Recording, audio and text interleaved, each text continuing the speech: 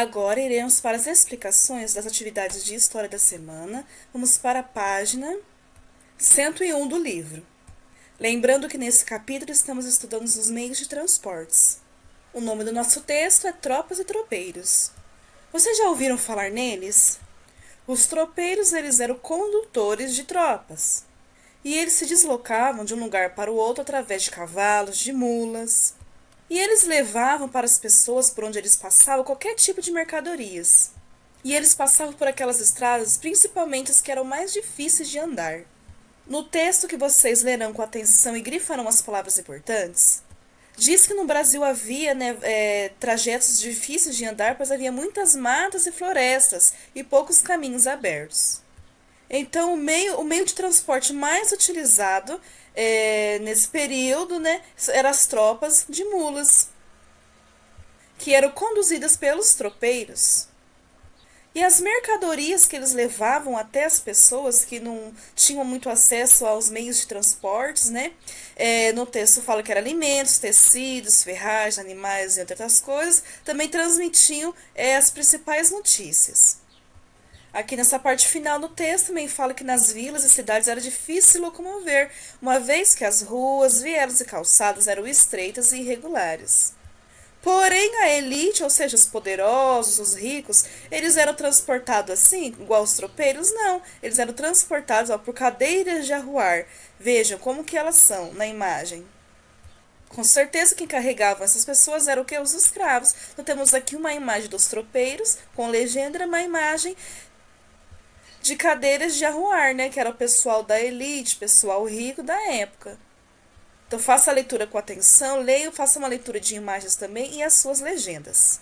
Depois temos a atividade 1, escreva uma frase com as seguintes palavras. Temos aqui nesse banco de palavras 4 palavras. Tropas transportando mercadorias, território. Vocês vão formar uma frase com essas 4 palavras que faz sentido e referência ao texto que vocês irão ler. Vocês podem estar agregando outras palavras, conectivos, para dar sentido ao texto, à frase. Podem estar agregando algumas palavras, tá bom? Nessa frase também. Não precisa utilizar apenas essas 4, podem estar utilizando mais palavras nessa frase, contando que ela faça sentido e referência ao texto. Atividade 2. Que tipos de dificuldades você imagina que as tropas e tropeiros enfrentavam em seu percurso? Ou seja, eles não passavam por estradas difíceis, cheias de perigo, pois havia muitas matas e florestas e poucos caminhos abertos? Então, o que vocês acham que eles enfrentavam no meio desses caminhos perigosos? Quais eram os perigos que eles podiam enfrentar? Então, coloquem-se no lugar deles e respondam a questão. Agora vamos para a página 102 do livro. Temos aqui o nome do texto, a chegada da ferrovia. Que é o quê? Aquele meio de transporte antigo, onde tinha trilhos no chão, onde os trens andavam por eles, e os trens tinham vários vagões. Então, vamos estudar mais sobre isso. Temos aqui um pequeno texto que fala mais ou menos quando que surgiu a ferrovia, para que servia as ferrovias. E vocês irão ver também a evolução desse meio de transporte ao longo dos anos. Antes de irmos para a atividade 1, vamos ver aqui a evolução dos trens, tá bom? Porque é através dessa interpretação que vocês vão fazer a atividade 1. Primeiro temos vários trens, é uma linha do tempo. Vamos começar pelo mais antigo. O primeiro a ser inventado foi em 1814 e ele era bem mais lento que os outros. A sua velocidade era de aproximadamente 6,4 km por hora. Ou seja, ele andava sem se locomovia, só que era de forma mais lenta e era a vapor. Alguns anos mais tarde, em 1879, foi inventado a locomotiva elétrica. E ele era um pouquinho mais rápido que a vapor, ela andava 13 km por hora. Depois, uns anos mais tarde, em 1902, foi inventado a locomotiva ou trem a diesel, que é o que encontramos também no posto de gasolina, junto com a gasolina, com o álcool, que é o combustível que faz o meio de transporte andar, tá bom? Tá escrito que aos poucos foi substituindo outros modelos de locomotiva e ela já andava bem mais rápido que os demais, chegava a 100 km por hora. Na página 103 temos a continuação. Depois já tem o quarto já inventado, chamado trem de grande velocidade. Ele começou a funcionar em 1972 e podia chegar a 320 quilômetros por hora, ou seja, muito rápido. E a locomotiva mais moderna de todas, chamada trem de levitação magnética, que possui uma tecnologia ferroviária mais recente, tá bom? A mais atual que temos. No livro diz que esse trem é tão rápido que chega até a flutuar sobre os trilhos, a uma velocidade superior, ou seja, maior de 400 quilômetros por hora, muito rápido, gente. Então, vimos aqui 5 trens, né? 5 locomotivas. Desde a primeira, em 1814, com 6,4 km por hora, até essa mais atual, de levitação magnética, com mais de 400 km por hora. Ou seja, houve uma evolução ao longo dos anos na modernidade, na velocidade delas, nas suas características. Então, aqui, voltando para a página anterior, vocês farão um gráfico mostrando que o aumento da velocidade desde o primeiro modelo, desse aqui, até o último trem que acabamos de ver. É um gráfico muito fácil, gente. Vocês irão fazer uma linha na vertical e uma linha na horizontal dentro desse quadro. Na linha vertical, a linha em pé, vai ficar a velocidade dos trens. Então, quais que são? Vocês têm tudo anotadinho, 6,4, 13 km, 100 km. Vamos colocar, começa aqui embaixo, pelo menorzinho, 6,4, depois vai aumentando para 13 km, 100 km. E o próximo, 320, até chegar no último, que era mais rápido, tá bom? Então, aqui na linha vertical, vocês vão colocar a quantidade dos quilômetros por hora. Na linha horizontal, que é a linha deitada, vocês vão colocar o número dos trens. O trem 1, o trem 2, o trem 3, até o trem 5. E vão construir o que é um gráfico de barras. O primeiro trem tem 6,4 km, então vocês vão fazer uma barra pintando até chegar no 6,4. Na segunda barra, vocês vão fazer referente ao que é o segundo trem. Ele não chega a 13 km, vocês vão fazer uma barra pintando até chegar onde vocês escreveram 13 km. E assim, os outros vocês vão seguir também. Vou deixar aqui na tela para vocês verem um modelo de gráfico, tá bom? Onde está aqui a parte horizontal, que são os dados, os números. É claro que vocês não vão colocar esses números, vão colocar o quê? Os números de quilômetros de cada trem, começando o quê? Pelo primeiro trem até o quinto. Tá bom? E aqui vocês vão colocar o número dos trens, porque eles estão ordenados. O primeiro trem, 1, o segundo trem, 2, até o quinto. E vão fazer as barras, chegando o quê? Desenhando até a velocidade de cada um, tá bom? Mas esse aqui é apenas um modelo para vocês terem uma noção de como construir um gráfico, ok? Voltando agora para a página 103, temos aqui mais um textinho na atividade 2, Viagem no passado do trem. Vocês vão ler esse texto com muita atenção, grifar as palavras importantes, responder as questões A, B, C. E a D também, tá? E temos a atividade 3, escreva no caderno de classe, tá bom? As vantagens dos transportes por trens comparado ao realizado por meio das tropas das mulas, que aprendemos lá na página 101. Lembra das tropas e tropeiros? Qual é a vantagem desse transporte por trens mais modernos comparado com o meio de transporte por meio de tropas de mulas? Reflitam sobre e escrevam no caderno, ok? Agora vamos para as explicações das atividades de geografia da semana. Vamos dar início na página 80 do livro. Nesse capítulo estamos estudando chuvas e ventos, já estudamos sobre as chuvas, a água da chuva, como que ela pode ser reutilizada também. Agora vamos estudar sobre os ventos. Temos aqui um texto com o nome Os Ventos.